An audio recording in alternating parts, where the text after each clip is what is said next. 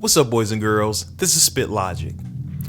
You know, I have a very complex relationship when it comes to ambient music. I mean, really, I'm just not a fan of it.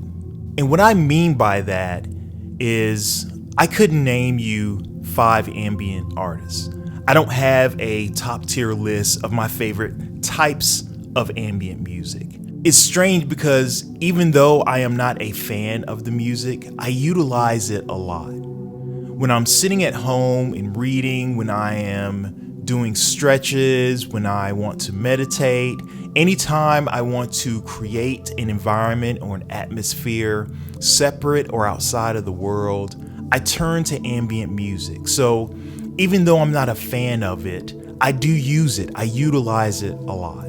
In this video, I'm going to utilize the MicroKorg to create myself an ambient jam, but use that in conjunction with the SP4 Mark II to kind of use the workflow as well as the effects to create a holistic, a complete ambient piece of music. With all the tools and the possibilities between these two different pieces of gear, let's see what happens.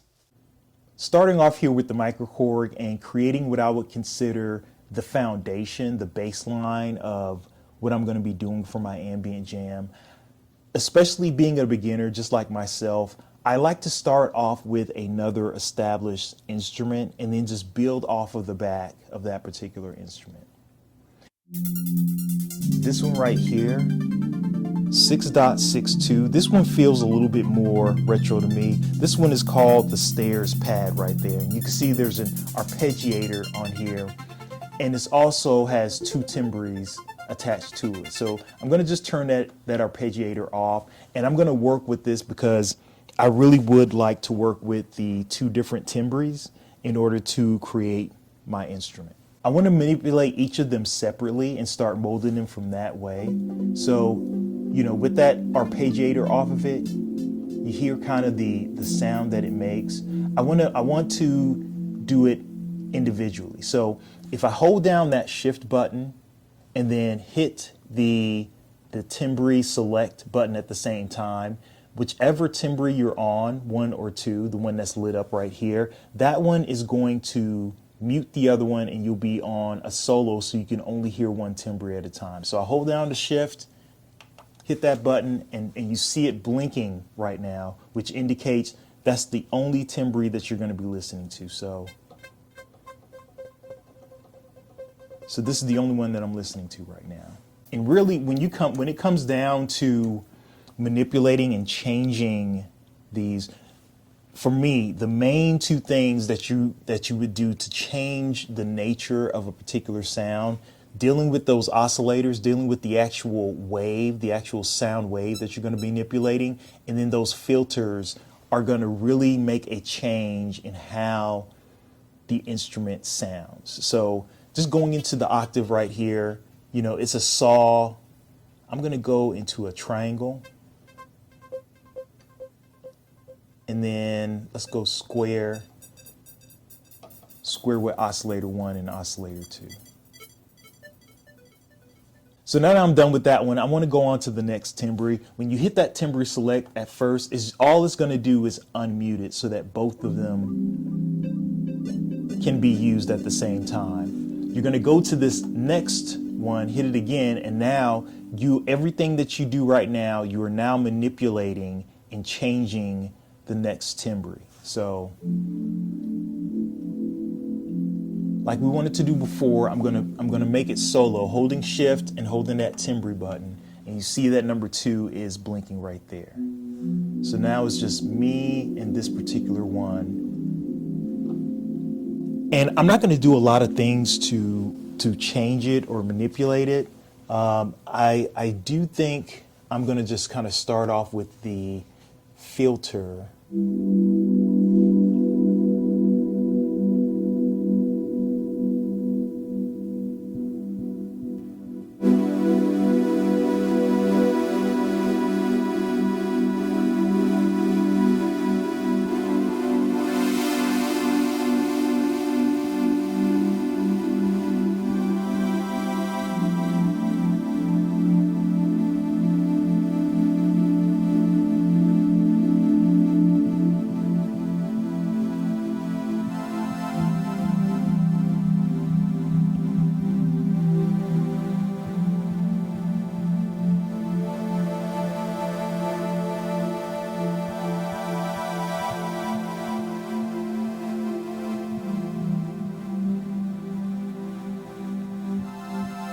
So I have my sound bed set that I want on my MicroKorg. Now, what I want to do is I want to record into my SP44 Mark II, but I also want to add different effects to this instrument as I record into my Mark II. So what I'm going to do is first I'm going to hold the shift button down, and then I'm going to hold down pad 13, which is utility. Now you can get into this one of two ways. You can either go through that and then move your cursor to the effects settings, pushing that enter button, or you can hold down shift, pad 16, that'll take you directly to those effects settings. I'm going to push enter, and I want to ensure that my buses are in a direct line. So bus 1 through bus 4 is a part of an entire chain. And then as I scroll down to the final pages here, you see this has the settings for all of your effects, and then this has your input settings. So right here you see where it says input effects. Right now that effect is the chorus. So as I play things from externally into the SP44 Mark II, the chorus effect is currently set on there. It will record things with the chorus effect on it. I also have input bus, which means I have the ability to add all of the 4 different bus, all those effects, and I can make those effects a part of any instrument or any sound externally as I record it into the SP44 Mark II. This setting right here means it'll be affected by it. This setting right here means that bus 1 will not be affected, but it will start with the effects from bus 2 all the way through. And then dry means that none of the current effects on the SP44 Mark II minus the input effect will affect the instrument as you play inside of it. What I'm going to do, I'm going to play around a little bit with the instrumentation that I have, and then just select different effects and see what effects that I want in order to create that sound bed and record that into the SP44 Mark II. Okay, so now I have all of my effects that I want on here. So I have my time control delay on bus 4, ring mod on bus 3, bus 2, and bus 1. I have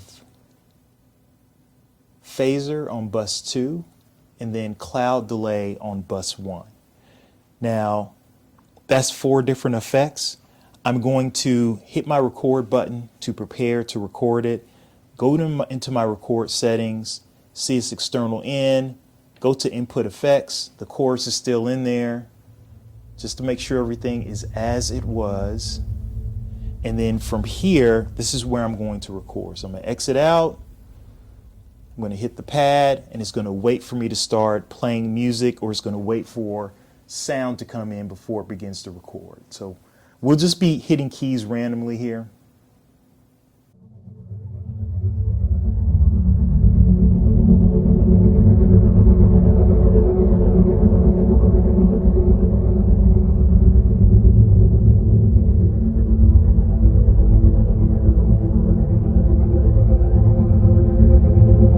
And once I'm done, once I'm complete, just hit the record button a second time, record complete.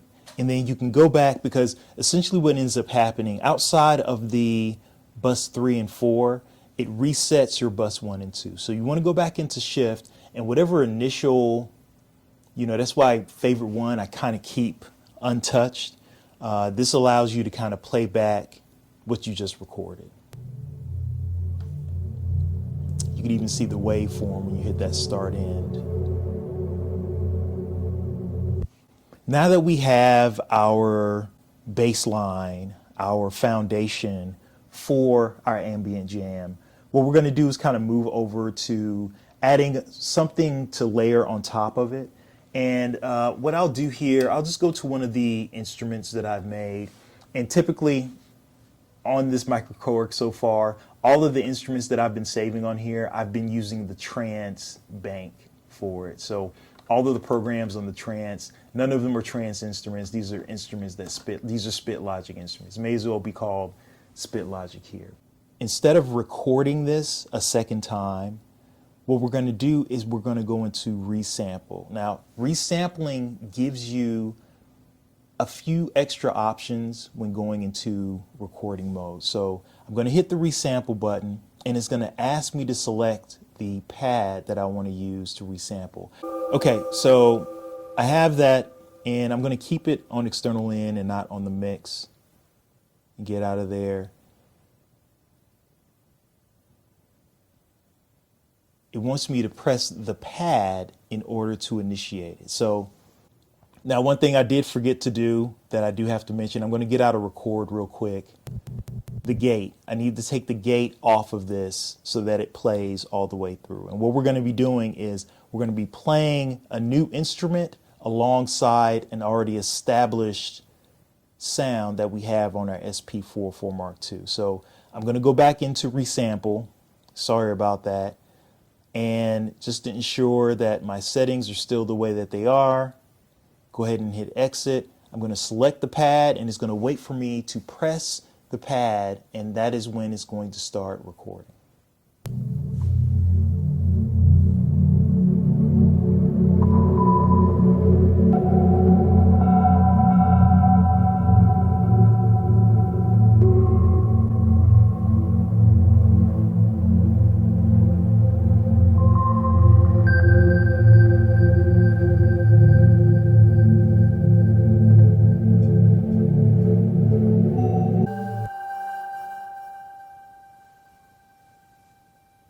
And I'll hit record a second time, and now I have both of my different melodies together. I'm going to go ahead and turn the gate off of this one, and this is the other thing that I'm going to do with my ambient music right here. Holding that shift button and pad 7, that activates the pad link feature. This allows you to link pads together to where when you play one pad, it will automatically play the second pad at the exact same time. You can see the spaces here as I hit the button. It only has spaces for 4 different pads to do, so you can only do 4 pads to play at the same time.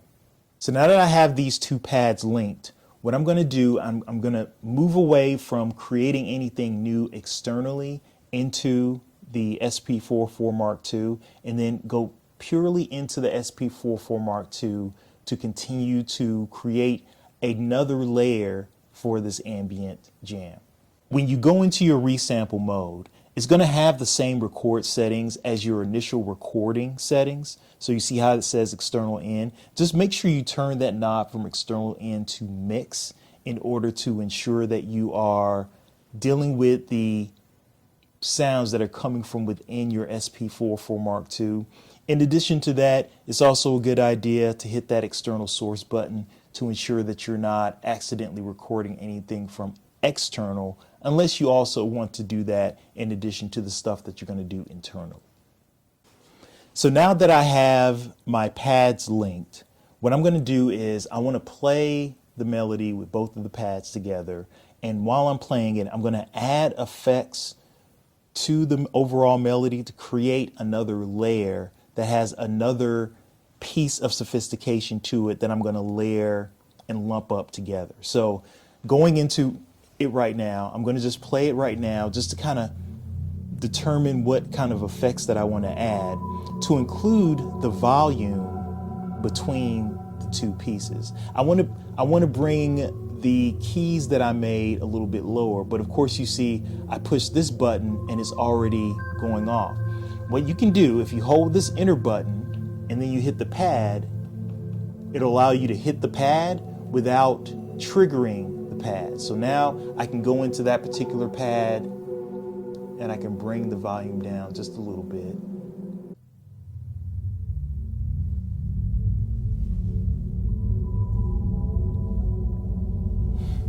I'm an idiot. I'm a total idiot. I guess I need to mention that. I'll just make a thing of mentioning that and then just in the post-production, just make sure that So now that we have the third melody already created, we're going to hit that shift button and go into the pad link, pad 7. We're just going to add that to it, exit out, also turning the gate off on that particular pad. And when I play it all together, you're going to hear it all together. And since it's all very loud together, because of the way that the melody is done. So holding that shift, hitting the pad, that's going to help you with kind of doing some sort of mixing internally to kind of manage the volume of your particular pads. And once you're complete, once you're done, once you're satisfied with it, you have a couple of options that you can do here at this point. You can do one of two things. Either you can export these different samples, put them in your DAW, kind of do the manipulation that you want to do with it in order to make it a more crisp, more solid product. Internally, you can do the same thing on the SP404 Mark II. Of course, you have some limitations on what you can do visually as opposed to with the DAW, but either way, you have those options of creating that particular melody, an ambient jam, with the MicroKorg and your SP404 Mark II. So my biggest takeaway from this experience is that even though I consider the SP404 Mark II an instrument, when combined with something like the MicroKorg, which of course is another instrument, the other different options and the other features on the SP404 Mark II kind of changes the role from just being an instrument into becoming kind of an additional tool that can enhance an instrument, and then at the same time can become kind of a workstation that can refine what you've created through the instrumentation that you put into the SP404 Mark II. To me, this opens up a lot of possibilities by using the SP404 Mark II. I also think that not just with the MicroKorg, but really any instrument, and then any additional gear that you may put on the back end of the SP404 Mark II can really do a lot to enhance your ability to create different types of music. As always, I thank you for the view, I thank you for the listen, and until next time, peace.